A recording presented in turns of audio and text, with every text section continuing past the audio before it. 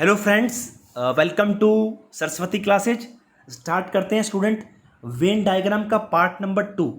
इससे पहले part 1 complete कर चुके हैं जिसमें अपनों ने वेन डायग्राम रिलेशन को समझा था, जो टाइप नंबर 1 था जिसका नाम था वेन डायग्राम रिलेशन, यानी किन तीन चीज़ों के बीच में रिलेशन बताना था। ठीक है, ये पार्ट अपने कंप्लीट कर चुके थे।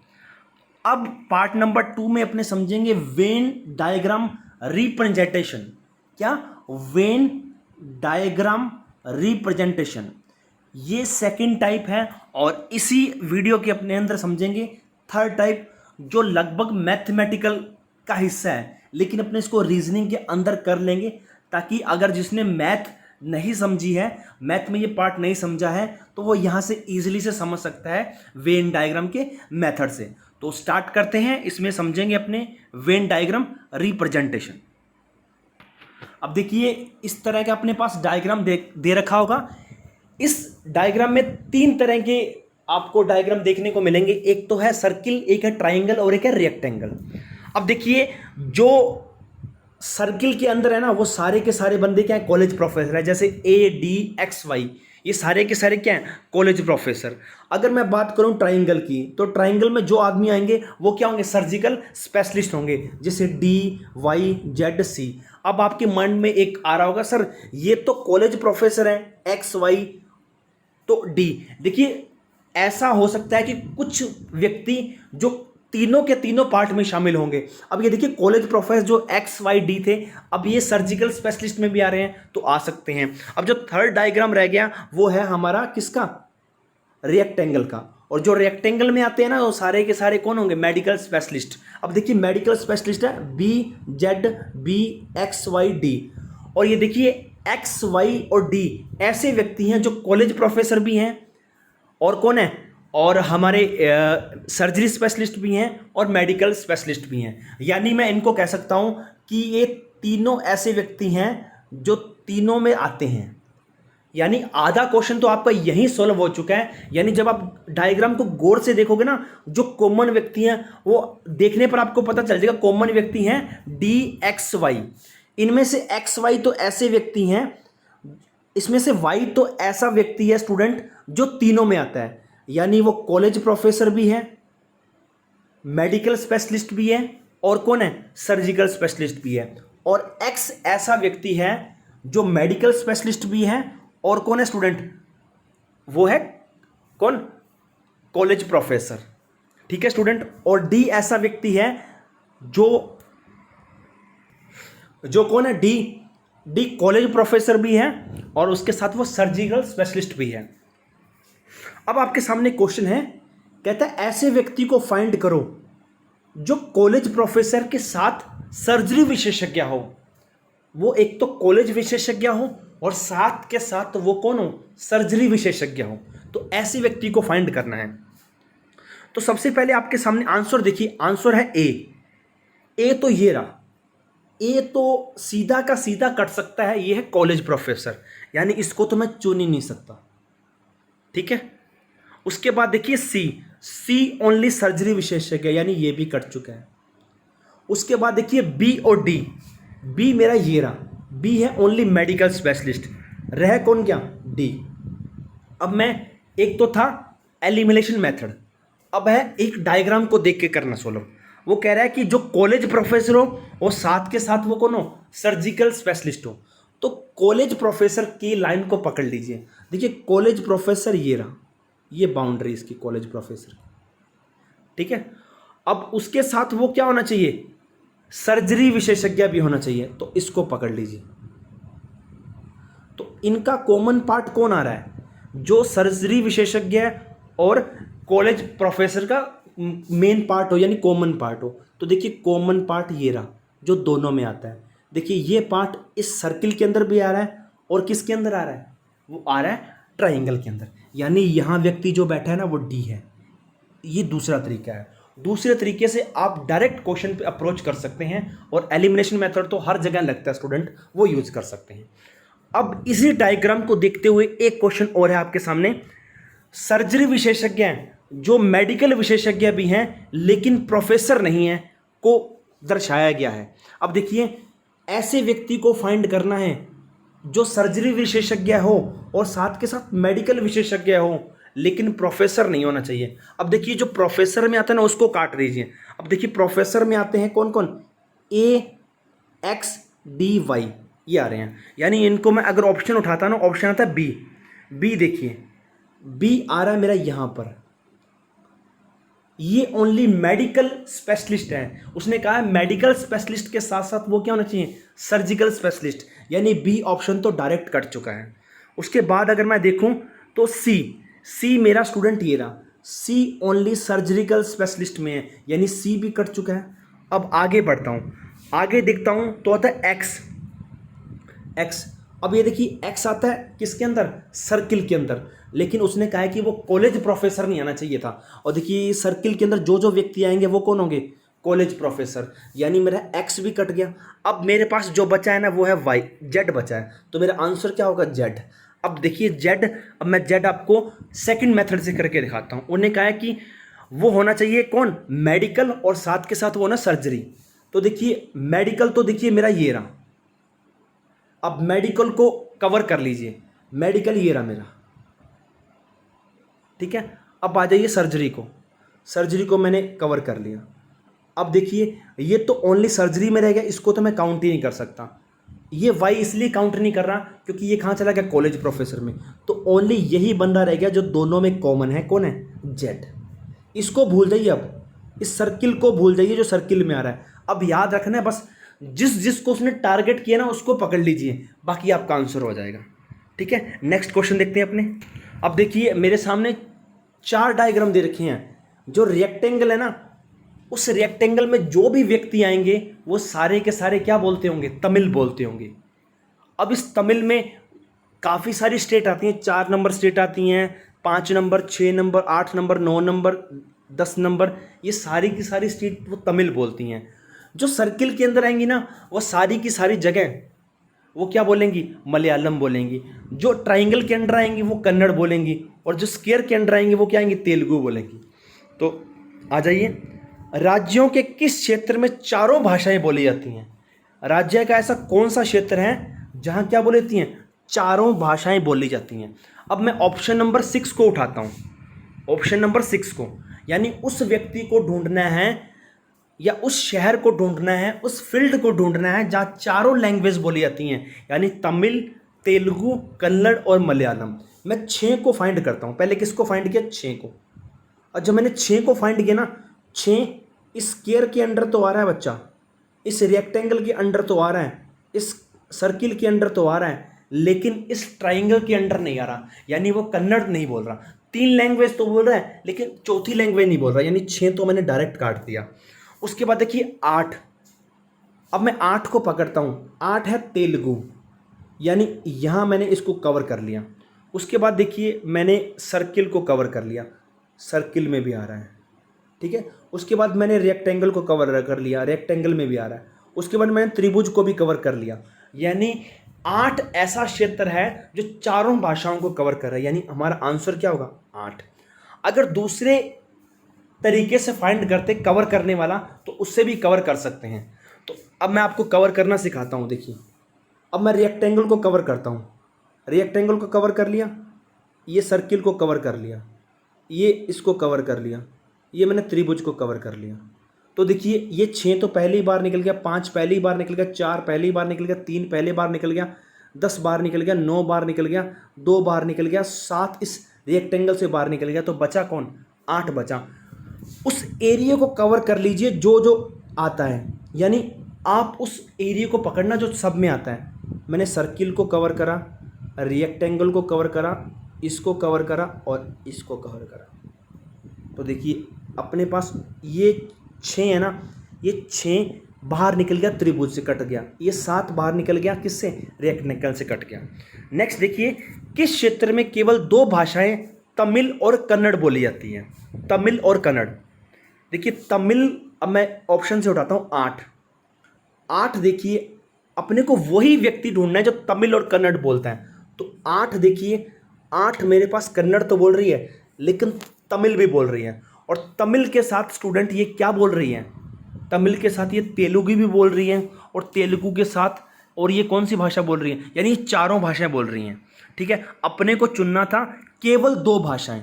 यहाँ ऑप्शन देखिए, केवल 2 भाषाएं, ओनली 2 लैंग्वेज जहाँ तमिल और कन्नड़ बोली जाती है। ओनली शब्द लगा हुआ केवल, यानी 8 तो चारों भाषाएं बोलते हैं। उसने कहा उस व्यक्ति को ढूंढना जो 2 भाषाएं बोलता है। अब मैं नो को ढूंढता हूँ। नो को देखिए, नो मेरा कन्नड़ के अंदर तो आता है, मलयालम के अंदर भी आता है, उसके बाद मेरा रेक्टेंगल के अंदर भी आता है, यानी 3 भाषाएं बोल रहा है। नो भी कट गया। उसके बाद देखिए 10 देखिए, 10 मेरा एक तमिल के अंदर आ रहा है, यानी सर्किल कट गया, रेक्टेंगल कट गया। अब और किसके अंदर आ रहा है, ये आ रहा है कन्नड़ ट्राइंगल के अंदर, यानी 10 ऐसा व्यक्ति हैं जो 2 भाषाएं बोलते हैं। अब मैं इसको डायग्राम के मेथड से काटूं, तमिल और कन्नड़ के डायग्राम को आप कवर कर लीजिए। तमिल का ये है, कन्नड़ का ये है, यानी जो व्यक्ति मलयालम में आते हैं उसको गायब कर दीजिए। ये मलयालम में आ रहे हैं, ये भी मलयालम में आ रहा है, ये भी मलयालम में आ रहा है, ये उसमें आ रहे हैं। अब मेरे पास कौन व्यक्ति बचे हैं, एक 4 बचा है लेकिन जो तमिल में आ रहा है, 1 बचा है जो कन्नड़ में आ रहा है, और 10 बचा है जो तमिल और कन्नड़ दोनों में आ रहा है। तो ये हमारा आंसर होगा। नेक्स्ट है, किस क्षेत्र में 3 भाषाएं तमिल, तेलुगु और मलयालम बोली जाती है। तमिल, तेलुगु। अब देखिए, तमिल कवर कर लीजिए, तेलुगु कवर कर लीजिए, और मलयालम कवर कर लीजिए। यानी मैं कन्नड़ को काट दूंगा, बाकी मेरे पास रह जाएंगे। तो मैं कन्नड़ को काट देता हूँ। कन्नड़ में कौन आ रहा है, 1 आ रहा है, 11 आ रहा है, 9 आ रहा है, और 10 आ रहा है। उसने कहा है कि उस व्यक्ति को चुनना है जो मलयालम, तेलुगु, तमिल तीनों को बोलता है। तो ये देखिए, ये व्यक्ति है जो ओनली तेलुगु बोलता है, ये व्यक्ति हैं जो क्या बोलते हैं, ओनली तमिल और मलयालम। ये कट गया, ये 3 कट गया, ये 4 कट गया, ये 7 देखिए, 7 जो ओनली क्या बोलता है, मलयालम, और क्या बोलता है, मलयालम के साथ तेलुगु, ये 7 भी कट गया। 6 ऐसा व्यक्ति है स्टूडेंट जो मलयालम भी बोलता है, इसको काट दीजिए, कन्नड़ है क्योंकि, तो 6 रह गया। तो हमारा आंसर क्या होगा, 6। तो आप बाय ऑप्शन से चुनते हैं ना तब भी इजी रहता। 8 चारों बोलते हैं, 10 दोनों बोलते हैं, 9 अलग बोलते हैं। तो किस क्षेत्र में केवल मलयालम तथा कन्नड़ बोली जाती है, मलयालम और कन्नड़। तो मलयालम और कन्नड़ को कवर कर लीजिए, बाकी काट दीजिए। ये मलयालम है और ये कन्नड़ है, तो बाकी काट दीजिए, बाकी मैं काट देता हूँ। तो ये कट जाएगा, तो इसमें ये भी कट जाएगा, ये भी कट जाएगा, और मलयालम और कन्नड़ में आना चाहिए। ठीक है, ये भी कट जाएगा हमारा, ये भी कट जाएगा, ये भी कट जाएगा, ये भी कट जाएगा।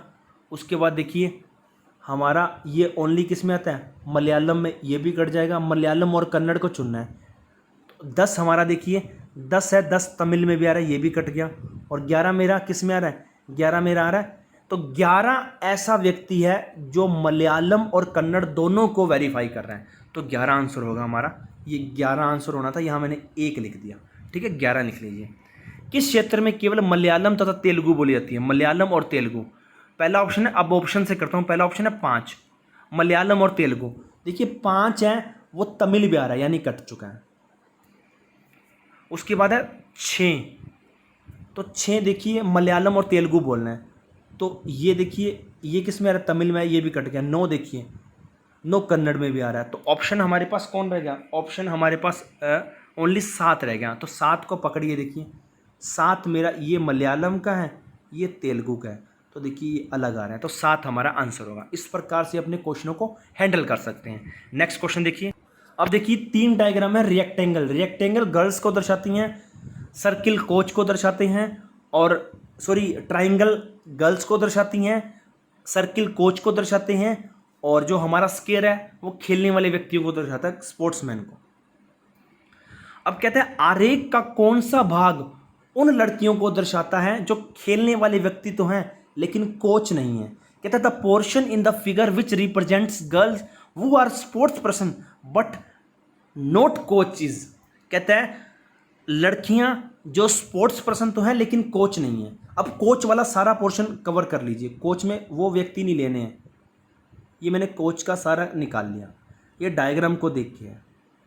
अब उसने कहा है कि लड़कियां जो स्पोर्ट्स पर्सन हैं, तो देखिए सी है ओनली स्पोर्ट्स पर्सन है, ये भी कट गया। ए है लड़कियां हैं, बी ही ऐसा पोर्शन है जो क्या है लड़कियां और क्या है स्पोर्ट्स पर्सन है। तो आंसर हमारा क्या होगा बी।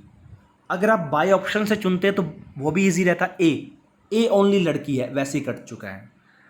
तो डी देखिए, डी उसने कहा है कि कोच नहीं आना चाहिए था, डी कोच के अंडर आया, डी कट गया।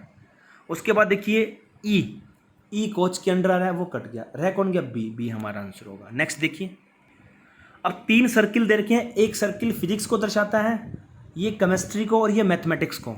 कहना आरेख का ध्यानपूर्वक अध्ययन कर उस क्षेत्र को बताइए जो भौतिकी और गणित पढ़ने वाले विद्यार्थियों को तो दर्शाता है लेकिन रसायन पढ़ने वाले विद्यार्थियों को नहीं दर्शाता। कहता study the diagram and identify the region which represents the student who study physics and mathematics but did not chemistry. कहते उन व्यक्तियों को ढूंढना है जो फिजिक्स और मैथमेटिक्स पकड़ते हैं लेकिन केमिस्ट्री नहीं। तो केमिस्ट्री के पार्ट को कवर कर दीजिए। तो ये केमिस्ट्री का सारा पार्ट है, इसको कवर कर दिया मैंने, यानी इस व्यक्ति को तो मैंने लेना ही नहीं, कहाँ भी नहीं शामिल करना। अब मुझे वो व्यक्ति ढूंढना है जो मैथ और केमिस्ट्री दोनों पढ़ता है। ये ओनली फिजिक्स पढ़ रहा है, ठीक है, मैथ, और ये ओनली क्या पढ़ रहा है मैथ।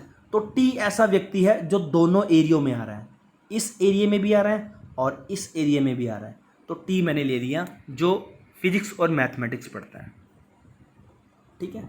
नेक्स्ट क्वेश्चन की ओर बढ़ते हैं। अब यहाँ 4 सर्किल हैं जो हिस्ट्री, ज्योग्राफी, मैथमेटिक्स और साइंस को बताते हैं। उन विद्यार्थियों की संख्या ज्ञात करो जिन्होंने उपरोक्त विषयों में से कोई भी 3 विषयों को लिया हो। 3 विषय, और हमारे पास विषय कितने 4 विषय वाले को तो चुनना ही नहीं, अपने को उस व्यक्ति को चुनना है जिसने 3 विषय लिए हों, कोई भी 3। तो मैं 3 विषयों को चुनता हूं, तो मैं 3 विषयों को क्या कर लेता हूं कवर कर लेता हूं। कोई भी 3 विषय को कवर कर लीजिए। तो मैं एक तो करता हूं एक बार किसको जियोग्राफी को, एक कवर करता हूं मैं किसको हिस्ट्री को, और एक कवर करता हूं मैं किसको साइंस को। तो मैंने इन तीनों को एक बार कवर कर लिया। तो इन तीनों में देखिए ये 15 तो किस में आ रहा है साइंस और मैथमेटिक्स, साइंस में आ रहा है ओनली। तो ये 15 कट गया, ठीक है सॉरी। उसके बाद देखिए, अब देखिए 15 जो साइंस में आ रहा था तो मैंने साइंस वाले को कवर कर दिया। ये 16 जो साइंस और ज्योग्राफी में दोनों में आ रहा था इसको कवर कर लिया, नहीं ये नहीं आएगा, ठीक है। अब देखिए मैंने इसको भी चुना था। तो देखिए 13 जो ज्योग्राफी में आता है लेकिन साइंस में भी आता है, ये 2 में ले रहा है। अब 20 देखिए 20 आ रहा है इस सर्किल के अंडर, इस सर्किल के अंडर, और इस सर्किल के अंडर, और इस सर्किल के भी अंडर। यानी उसने कहा था 3 सब्जेक्ट लेने वाला हो, यानी 20 तो चारों सब्जेक्ट ले रहा है, ये भी गया। अब देखिए इस 13 को देखता हूँ, ये 13 इसके किस में ज्योग्राफी में आ रहा है, हिस्ट्री में आ रहा है, और किसके अंदर आ रहा है ये आ रहा है इसके अंदर। यानी ये ऐसे व्यक्ति हैं जो तीनों में आ रहा है, किस में आ रहा है तीनों में। अब देखिए तीनों में कौन आ रहा है, अब मैं अगर यहां से पकड़ूं तो एक सर्किल तो मैंने ये कवर कर दिया। देखिए क्वेश्चन थोड़ा है कन्फ्लिक्ट, लेकिन ऐसे ही क्वेश्चन आपको मिलेंगे एग्जाम में देखने को, ठीक है स्टूडेंट। मैं दोबारा से इसको कवर करके आपको सब कुछ ईजिली सिखाता हूं। ये मैंने इसको कवर कर दिया, सबसे पहले इसको कवर कर दिया और इसको कवर कर दिया। तो मुझे वो पोर्शन ढूंढना है जो तीनों में आता है। 16 जो 2 में आता है, किसमें जियोग्राफी और साइंस में, ठीक है। 13 ये 13 ऐसा है जो साइंस और ज्योग्राफी में आता है, ये कट गया। 20 जो चारों में आता है, 13 जो 2 में आता है, 18 जो किस में आता है ओनली साइंस और किसके अंदर हिस्ट्री के अंदर। तो देखिए ये 18 देखिए ये 18 ऐसा है जो जियोग्राफी में भी आ रहा है, ये देखिए हिस्ट्री में भी आ रहा है, और यहाँ किस में आ रहा है साइंस में। तो पहला व्यक्ति मुझे मिल गया 18 को, 18। अब मैंने इसको कवर किया इन तीनों को, तो यहाँ से ही मुझे ये 18 मिल गया, ठीक है। अब फिर मैंने इनको कवर किया, तो यहाँ से ये 13 मिल गया। अब मैंने इनको कवर किया, तो यहाँ से ये 13 मिल गया, यानी एक तो 18 मिल गया, फिर 18 मिल गया, फिर 13 मिल गया, फिर 13 मिल गया, यानी 36 और 26 कितने होते हैं? ये होते हैं 62। हमारा आंसर कितना होगा? 62। नेक्स्ट क्वेश्चन इसी बेस पर है स्टूडेंट। ऐसे विद्यार्थियों की संख्या ज्ञात करो जिन्होंने सभी विषयों में से सिर्फ 2 विषय इतिहास और भूगोल को लिया है। The number of student who took both history and geography among other subject was. यानी उस व्यक्ति को ढूंढना है, उस पार्ट को ढूंढना है जो हिस्ट्री और ज्योग्राफी में क्या आता हो, कॉमन आता हो। हिस्ट्री और ज्योग्राफी, यानी मैं मैथ वाले पोर्शन को काट देता हूँ। मैथ वाला पोर्शन ये है, इसको मैंने काट दिया, ठीक है। अब वो कह रहा था किसका? हिस्ट्री, सॉरी उसने बोला हिस्ट्री और ज्योग्राफी का कंबाइन पोर्शन, हिस्ट्री और ज्योग्राफी का कंबाइन पोर्शन। तो ये कि देखिए, एक तो 12, एक क्या मेरा आंसर आ रहा है 12, ये आ रहा है हमारा किसके अंदर? ज्योग्राफी के अंदर और हिस्ट्री के अंदर, यानी मैंने 12 को ले लिया। उसके बाद देखिए, उसके बाद अगर मैं देखता हूँ, ये ज्योग्राफी का सर्किल है, ये हिस्ट्री का सर्किल है, तो यहाँ मेरा आ गया 18, एक 18 आ गया, एक 12 आ गया, और ये देखिए एक 20 है, और क्या एक 13 है। यानी ये मैंने चारों ढूंढ लिए जो इनके कॉमन पार्ट में आते हैं, यानी मैंने इनको पकड़ लिया जो किस में आ रहे हैं, जिन्होंने हिस्ट्री और ज्योग्राफी दोनों ली है। उसने ओनली नहीं बोला, उसने बोला कि उन व्यक्तियों को ढूंढ लो जिन्होंने हिस्ट्री और ज्योग्राफी ली है। ये बाउंड नहीं किया कि वो उन्होंने मैथ भी नहीं लिया है, साइंस भी नहीं ली है, लेकिन उन्होंने कहा कि जिन्होंने मैथ और हिस्ट्री ली है, बाकी चाहे कुछ मर्जी लिया हो, वो हमें मतलब नहीं है, जिन्होंने मैथ और हिस्ट्री और ज्योग्राफी ली है उनको पकड़ लो, ठीक है। ये था हमारा किस पे? रिप्रेजेंटेशन पर बेस्ड। अब देखते हैं अपने मैथमेटिकल बेस क्वेश्चन को। तो ये देखिए हमारा आ गया 13, 20, 18, 12, कितने आ गए? 63। नेक्स्ट क्वेश्चन देखते हैं। अब देखिए, ये क्वेश्चन आपको जो परसेंटेज की शीट थी ना, मैंने वहाँ भी करवाए थे मैथमेटिक में, और रेशो में भी करवाए थे। तो अब मैं आपको यहाँ भी इस क्वेश्चन को समझाता हूँ। अब देखिए, जब 2 चीज़ों का वेन डायग्राम बनाना है ना मैथमेटिकल फॉर्म से, तो बहुत ईजी होता है। 2 से जब 3 होते हैं ना, थोड़ा टफ हो जाता है, और 3 से 4 होते हैं ना, वो थोड़ा टफ हो जाता है। लेकिन अगर एक बार बनाना आ गया ना, फिर वो टफ कोई ईजी कुछ नहीं रहेगा। तो कह रहा है कि पहले इन चारों जो आपके सामने कोट्स दे रखे हैं इनको पढ़िए। 8 विद्यार्थी जो फुटबॉल और हॉकी खेलते हैं, 7 विद्यार्थी न तो फुटबॉल खेलते हैं न हॉकी खेलते हैं, 13 विद्यार्थी हैं जो हॉकी खेलते हैं, और 19 विद्यार्थी हैं जो फुटबॉल खेलते हैं।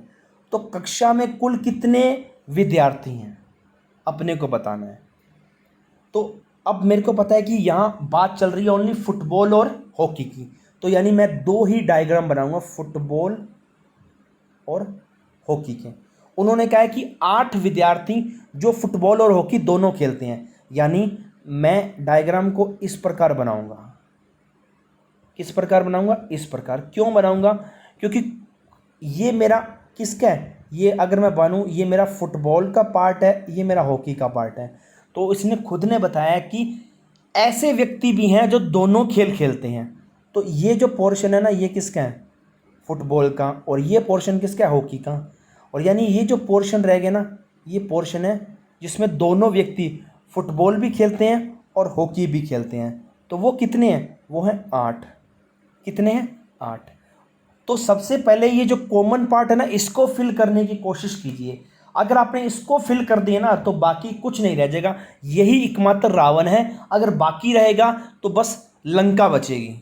तो ये देखिए, ऐसे व्यक्ति जो फुटबॉल और हॉकी खेलते हैं, मैंने उनको इस पार्ट में भर दिया। अब मुझे देखना है 7 विद्यार्थी जो न तो फुटबॉल खेलते हैं न ही हॉकी खेलते हैं, यानी ना तो फुटबॉल में आएंगे ना हॉकी आएंगे, तो मैंने उसको नीचे लिख दिया, ठीक है। 13 विद्यार्थी जो हॉकी खेलते हैं। तो ये सारा पार्ट क्या है बच्चा? हॉकी का। किसका? हॉकी का। उसमें से 8 पार्ट तो आ गया, पीछे कितना रह गया? 5 पार्ट, क्योंकि उसने खुद कहा है कि 13 विद्यार्थी हॉकी खेलते हैं। तो मैं अगर इसको कवर करना चाहूँ तो 8 तो मैंने पहले ही लिख दिया था, पीछे कितना बचा है? 5, तो मैंने 5 लिख दिया। 19 विद्यार्थी जो फुटबॉल खेलते हैं, ये पूरा फुटबॉल का पार्ट था, जिसमें तो 8 तो आ गया था, पीछे कितना रहेगा? 11। अब मैं टोटल कर लेता हूँ विद्यार्थी। 11, 11 और 8 19, 19 और 5 24, 24 ऐसे व्यक्ति हैं जो फुटबॉल हॉकी खेलते हैं और 7 जो कुछ नहीं खेलते। तो टोटल विद्यार्थी कितने हो गए? 24 और 7 31। ठीक है, कितना इजी तरीका था। पहले अपने को हॉकी और फुटबॉल का बना लेना है कॉमन पार्ट। ठीक है, नेक्स्ट क्वेश्चन देखते हैं। अब देखिए अपने को बता रखा है एक कक्षा में 30 छात्र हैं, यानी पहले अपने को टोटल स्टूडेंट निकालने थे, अब अपने को टोटल स्टूडेंट दे रखा है। 21 छात्रों को गणित अच्छी लगती है, 16 छात्रों को इंग्लिश अच्छी लगती है, 6 छात्रों को न तो इंग्लिश अच्छी लगती है ना मैथ। कितने छात्रों को मैथ और इंग्लिश दोनों अच्छी लगती है? अब देखिए दो ही सब्जेक्ट है, एक तो मैथ है और एक इंग्लिश है, यानी ये तो मेरा मैथ का पोर्शन है, ये मेरा इंग्लिश का पोर्शन है। टोटल पार्ट कितना है स्टूडेंट? टोटल पार्ट है मेरा 30 का। अब उसने अब मुझे ये पोर्शन फाइंड करना है, ये पोर्शन कितना आएगा। ठीक है स्टूडेंट, तो बहुत इजी तरीके से मैं इसको फाइंड कर सकता हूँ। टोटल छात्र है मेरे पास 30, 30 में से 6 तो दोनों ही विषय पसंद नहीं करते, तो पीछे कितने रह गए? 24। कितने रह गए? 24। कितने रह गए स्टूडेंट? 24। अब देखिए 24 में से, अब ये 24 है ना टोटल स्टूडेंट, 24 में से ऐसे व्यक्ति हैं जो मैथ भी पढ़ते हैं, इंग्लिश भी पढ़ते हैं और क्या पढ़ते हैं? मैथ इंग्लिश दोनों पढ़ते हैं। अब मुझे ये पता है, अब यहाँ तक पहुँच गए ना, तो आप दो तरीकों से फाइंड कर सकते हैं। अब उसने कहा है कि 21 छात्रों को गणित पसंद है, टोटल 24 छात्र हैं जिसमें से 21 छात्रों को ओनली मैथ पसंद है, तो पीछे छात्र कितने रह गए? 3 जिनको इंग्लिश पसंद है, यानी मैंने ये वाला पोर्शन निकाल लिया 3। और आपको पता है कि इंग्लिश कितने? ओनली गणित टोटल कितने हैं? 24। ओनली गणित है जिसको 21 को पसंद है, तो मैंने 24 में से 21 घटाया तो कितने बचते हैं? 3। 3 ऐसे हैं जिनको ओनली इंग्लिश पसंद है, ओनली इंग्लिश। तो 16 छात्रों को इंग्लिश अच्छी लगती है, तो मैंने 16 बनाया था, तो पीछे कितना रह गया? 13। और ये मैथ 21 छात्रों को अच्छी लगती है, 13 तो आ गया, पीछे कितना रह गया? 8। तो मैंने निकाल दिया 13, 8, 3। बस दोबारा से समझाता हूँ क्वेश्चन को। अब देखिए मैंने 2 बना लिए स्पेस, एक तो मैथ का, एक हॉकी का। अब उसने कहा कि 6 ऐसे स्टूडेंट हैं जो दोनों विषय पसंद नहीं करते, 30 में से 6 गए, कितने बचते? 24। अब 21 ऐसे स्टूडेंट हैं जिनको मैथ पसंद है, अब मैथ के साथ उनको इंग्लिश पसंद हो, ये भी हो सकता है, लेकिन उसने कहा कि 21 छात्रों को इंग्लिश पसंद है 24 में से, तो पीछे कितने रह गए? 3, यानी 3 प्योरली इंग्लिश बोलते हैं, प्योरली इंग्लिश। तो अब टोटल इंग्लिश का 16 है, जिसमें 3 तो प्योरली हैं और 13 ऐसे हैं जो मैथ भी बोलते हैं, और 21 मैथ का था जिसमें से 13 तो दोनों बोलते हैं, 8 प्योरली बोलते हैं। तो उसने दोनों का मिक्सचर पूछा था, तो मिक्सचर आ गया 13। नेक्स्ट देखते हैं। अब अपने पास पासिंग स्टूडेंट है स्टूडेंट, मैथ में 30 स्टूडेंट हैं, इंग्लिश में 30 हैं, और इंग्लिश में 50 हैं, रीजनिंग में 80 हैं। मैथ और इंग्लिश में 5 हैं, इंग्लिश और रीजनिंग में 15 हैं, रीजनिंग और मैथ में 15 हैं, और रीजनिंग और मैथ में 10 हैं। तीनों में कितने हैं? मैथ, रीजनिंग और रीजनिंग में 2। अपने को बताना है ओनली रीजनिंग और ओनली टोटल बताने हैं। तो मैं सबसे पहले तीनों को लिखता हूँ, इसको भूल जाइए एक बार। तो मैं 3 डायग्राम बनाता हूँ, 3 का कुछ इस प्रकार बनेगा। तो जब तीनों का आएगा ना, तो तीनों का कॉमन पार्ट सबसे पहले भरने की कोशिश करना। तीनों का कॉमन पार्ट ये है, तो मैथ, रीजनिंग यानी कि जो तीनों में आता है वो है 2, तो 2 मैंने लिख लिया। अब मैं लिखने की कोशिश करता हूँ रीजनिंग और मैथ। देखिए इसको मैं बना देता हूँ रीजनिंग का, इसको बना देता हूँ मैथ का, इसको बना देता हूँ मैं इंग्लिश का। अब मैंने ये तो फिल कर दिया। अब मैं रीजनिंग और मैथ चुनता हूँ, रीजनिंग और मैथ। देखिए रीजनिंग और मैथ, ये एक रीजनिंग है, ये मैथ है, यानी ये वाला पोर्शन 2 तो था, पीछे कितना रह गया? 8। अब मैं चुनता हूँ, यानी देखिए मैंने 2 तो कॉमन फिल कर दिया था। अब मैंने रीजनिंग और मैथ को चुना, रीजनिंग मैथ ये था, तो 8 आ गया ना। 8 मैंने लिख दिया क्योंकि 10 था टोटल, 2 तो मेरा पहले ही आ चुका है तो 8 पीछे रह गया, मैंने ये दोनों फिल कर दिए। अब है मेरा इंग्लिश और रीजनिंग, वो है 15। इंग्लिश और रीजनिंग, ये है इंग्लिश और रीजनिंग, ये वाला पार्ट 2 तो आ चुका है, 13 मैंने और भर दिया। मैथ और इंग्लिश, मैथ और इंग्लिश ये वाला पार्ट कितना है 5, 2 आ गया, 3 मैंने फिल कर दिया। अब उसने कहा कि ओनली रीजनिंग बताइए। रीजनिंग था 80, इसमें से 8 और 2 10, 10 और 13 23 तो निकल गए। 80 में से 23 गए, कितने बचते हैं 7 और 5, 57 ऐसे स्टूडेंट हैं जो ओनली रीजनिंग पसंद करते हैं, रीजनिंग में पास हुए हैं। टोटल स्टूडेंट बताने हैं। अब देखिए ये तो 57 आ गए, ये अब अगर मैथ में 30 हैं तो 8 और 2 10, 10 और 3 13, तो पीछे कितने रह गए 17। और इंग्लिश में 50 है जिसमें 13 और 2 15, 15 और 3 16, 15 और 3 18, तो पीछे कितने रह गए 32। यानी टोटल स्टूडेंट देखिए 57, 17, 32 और ये देखिए 8 और 10, 10 3 13, 13 और 13, 13 और 13 26, यानी इतने स्टूडेंट हैं टोटल। देख लिए 57, 17, 32 और 26, 23 सॉरी, तो कितना आ गया 132। नेक्स्ट देखते हैं अपने। अब देखिए किसी समूह में प्रत्येक सदस्य चाय और कॉफ़ी अवश्य पीता है। समूह में 72% सदस्य चाय पीते हैं, 44% कॉफ़ी पीते हैं। समूह में चाय और कॉफ़ी पीने वाले संख्याओं की सदस्य कितनी है 192 हैं, तो समूह में कितने सदस्य हैं। अब देखिए ये तो चाय का डायग्राम है, ये कॉफ़ी का है, ये मेरी टी है, ये कॉफ़ी है।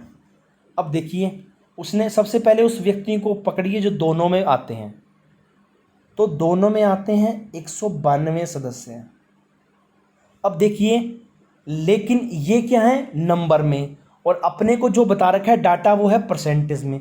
72% हैं जो चाय पीते हैं और 44% हैं जो कॉफ़ी पीते हैं, यानी टोटल हो गए 116। और आपको पता है कि कोई भी चीज़ होती है वो 100% होती है, ये 116% कैसे आ गई। अब देखिए 16 ऐसे व्यक्ति 2 बार काउंट हो गए, जो मैथ में भी काउंट हो गए, सॉरी जो कॉफ़ी में भी काउंट हो गए और चाय में भी काउंट हो गए, यानी 2 बार काउंट हो गए। इस कारण ये संख्या क्या होगी बच्चा 100 से प्लस हो गई। अगर कोई परसेंट 100 से प्लस हो जाता है ना, इसका मतलब है वो ऐसे व्यक्ति हैं जो दोनों काम करते हैं। तो 16% है जो दोनों काम करते हैं। परसेंट में तो 16 हैं, नंबर में कितने 192, यानी 16% ऐसे व्यक्ति हैं जो चाय और कॉफ़ी दोनों पीते हैं, और नंबर में कितने 192। 1% की वैल्यू आ गई 192/16, यानी कितनी आ गई 12। और मुझे बताइए टोटल स्टूडेंट, यानी टोटल कितने होते हैं 100%, तो 1 की 12 थी तो 100 की कितनी होगी 1200, यानी 1200 ऐसे व्यक्ति थे जो चाय कॉफ़ी और दोनों पीते हैं। ठीक है स्टूडेंट, ये था हमारा वेन डायग्राम का चैप्टर जो कंप्लीट हो चुका है। पहले चैप्टर में अपने वेन डायग्राम रिलेशन समझा, अब अपनों ने वेन डायग्राम रिप्रेजेंटेशन और क्या समझा, बेसिकली मैथ फॉर्म। अब देखिए कुछ क्वेश्चन जो DSSS में पूछे गए हैं हाल ही में PGT एग्जाम में। फ्रेंच, हिंदी और लैंग्वेज में अपने को क्या बनाना है रिलेशन। अब देखिए फ्रेंच और हिंदी का कोई लेना देना नहीं है, यानी इनका जो बनेगा ना वो कोई भी रिलेशन नहीं बनेगा, कोई भी रिलेशन नहीं बनेगा। अब देखिए फ्रेंच एक लैंग्वेज है, यानी लैंग्वेज के अंदर कौन आएगा फ्रेंच आएगा, और हिंदी भी क्या एक लैंग्वेज है जो इस लैंग्वेज के अंदर आएगी, यानी लैंग्वेज ही है, फ्रेंच ही है, हिंदी ही है। इस प्रकार से डायग्राम बनेगा। तो देखिए कितना इजी था क्वेश्चन, ये वाला क्वेश्चन। नेक्स्ट देखते हैं। अब देखिए एक तो अपने को ह्यूमंस बीइंग बता रखा है, एक इंजीनियर और एक डिवोर्सी। अब आपको नहीं पता चलता ना, मैंने कहा था 2 के बीच में रिलेशन ढूंढ लीजिए, ह्यूमन बीइंग और इंजीनियर।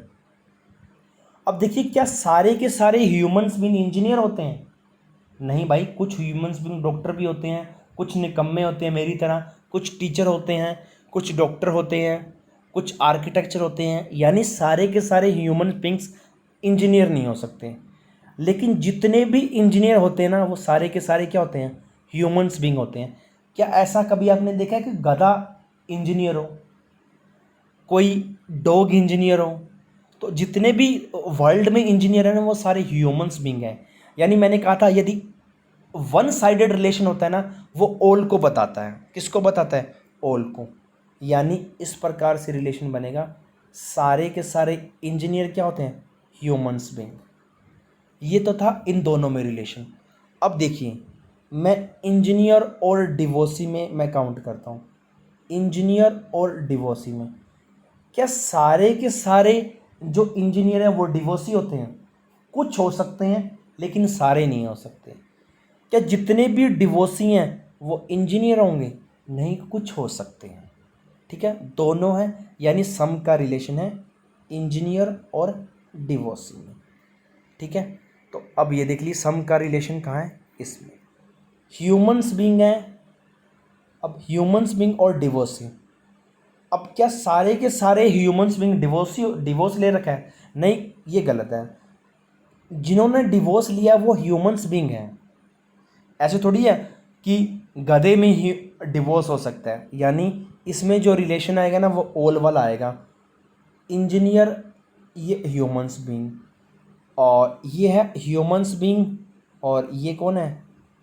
डिवोर्सी। और डिवोर्सी और इसमें इंजीनियर में ये वाला, तो ह्यूमंस बीइंग इन दोनों को कवर करेगा। ठीक है स्टूडेंट, नेक्स्ट देखते हैं। अब ये देखिए निम्नलिखित आरेख में वर्ग है ना वो पुलिस, जो वर्ग है वो पुलिस अधिकारियों को बताता है। मैंने पुलिस लिख लिया। त्रिभुज विवाहित लोगों का प्रतिनिधित्व करता है, यानी जो त्रिभुज में आएंगे वो सारे के सारे क्या होंगे? जिनकी शादी हो चुकी होगी, यानी मैरिज वाले बंदे। और व्रत लंबे लोगों का प्रतिनिधित्व करता है, यानी लॉन्ग पर्सन होंगे। अपने को अब देखना है आरेख को देखते हुए, अविवाहित पुलिस अधिकारी जो लंबे नहीं हैं, यानी अविवाहित हों उसके साथ वो पुलिस अधिकारी भी हों और लंबे भी नहीं हों। यानी जो जो व्यक्ति लंबे हैं ना उनको काट दो। लंबे का है बच्चा ये वाला पोर्शन, यानी ये वाला पोर्शन सारा का सारा कट गया। यानी लंबे तो कोई होने नहीं चाहिए। उसने कहा अविवाहित, यानी विवाह वाला पार्ट भी नहीं आना चाहिए, यानी ये सारा कट गया। अब मुझे पुलिस वाला चुनना है। पुलिस में कौन बचा? Only S. तो ये देखिए ऑप्शन हमारा क्या होगा? एस। नेक्स्ट देखते हैं। वह संख्या ज्ञात करे जो तीनों में उभयनिष्ठ हो, यानी तीनों में कॉमन आती हो। अब तीनों में कॉमन ये 9 तो मैंने इसलिए काट दी, ये ओनली त्रिभुज में आ रहा है, ये मैंने काट दिया। 8 इसलिए काट दिया। वैसे इस ऑप्शन को यदि इस क्वेश्चन को बाय ऑप्शन से करोगे ना तो अच्छा रहेगा, बाय ऑप्शन से भी करवाऊंगा। 1 इसलिए काट दिया बच्चा क्योंकि 1 आ रहा था त्रिभुज और स्क्वायर के अंदर, ये कट गया। 12 इसलिए काट दिया, रेक्टेंगल के अंदर आ रहा है। 5 इसलिए काट दिया क्योंकि ये किसके अंदर? त्रिभुज और रेक्टेंगल के अंदर। 2 इसलिए काट दिया, ये स्क्वायर और किसके अंदर आ रहा है? रेक्टेंगल के। 7 ऐसा व्यक्ति जो तीनों में आ रहा है, उभयनिष्ठ है। अब मैं ऑप्शन चुनता हूँ 2। 2 कहाँ बैठा है? यहाँ। मैं इस कॉमन को करता हूँ, इसको कॉमन करता हूँ, यानी त्रिभुज तो बाहर रह गया, 2 कट गया। अगर मैं करता हूँ 5 को, 5 है मेरा यहाँ पर, और ये वाला, यानी ये बाहर रह गया किससे? स्क्वायर से, ये भी कट गया। 8 8 तो यहीं बैठा है, तो पीछे कौन रह गया? 7। अब अपने पास दे रखा है चार मीनार, हैदराबाद, भारत, इन तीनों का रिलेशन ढूंढना है। और मैंने कहा था जब भी स्थान की बात आती है ना, स्पेस की, वो ऑल को बताता है। जो ऑल के हैं उसको पकड़ लीजिए। ये सम का है वैसे काट दो, ये सम और नो का है वैसे काट दो, ये सम का है वैसे काट दो, बचा कौन? ऑल वाला। ये सही है। कितना इजी था, विद इन 1 सेकेंड में कर बैठोगे आप।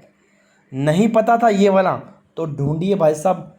चार मीनार किसके बीच में आता है? हैदराबाद के बीच में। हैदराबाद किसके बीच में आता है? भारत के बीच में। लो भाई, ऑल वाला रिलेशन बन गया।